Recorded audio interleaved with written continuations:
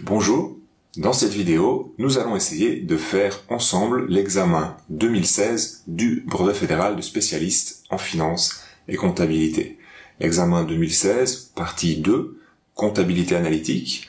Il y a un décompte d'exploitation au coût normal et quelques petites questions avec. Il faut établir des taux de majoration.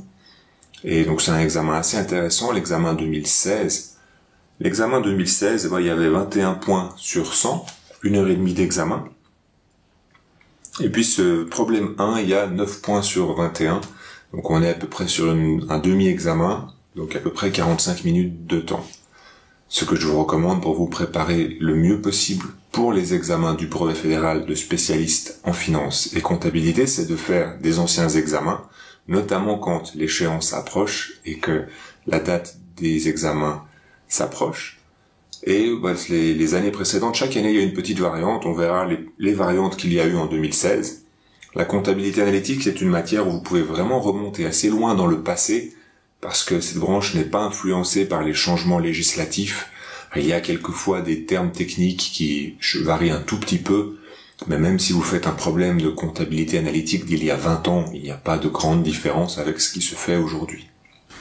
L'idéal, je pense, pour cette vidéo est que vous fassiez d'abord l'examen de votre côté et que ensuite vous regardiez la correction avec les différentes étapes que je vais vous expliquer pour être sûr de ne faire aucune erreur ou de comprendre les erreurs que vous avez faites s'il y en a encore. Je pense pas que ce soit très utile de regarder la vidéo sans avoir fait l'examen, parce que c'est jamais la même chose d'être confronté à la feuille blanche et de devoir résoudre le cas comme vous le feriez en vrai, si c'était un vrai examen. Vous regardez la vidéo, puis vous vous dites « Ah oui, j'ai compris, c'est comme ça ». En fait, c'est pas si simple. La prochaine fois quand vous êtes devant la feuille blanche, ça marche pas aussi facilement. Pour ça, la plateforme Better Study propose un contenu, un cours très intéressant et très bien construit qui permet d'aller vraiment étape par étape et de réussir à faire ces examens de brevet fédéral spécialiste en finance et comptabilité. L'examen 2016 donc, problème 2, examen 2, problème 1. On a une production en plusieurs étapes basée sur le coût normal. La toute première partie, vous devez calculer les taux d'imputation normaux de l'exercice 2005. Donc on est dans une entreprise qui fabrique des planchas, des grilles planchas.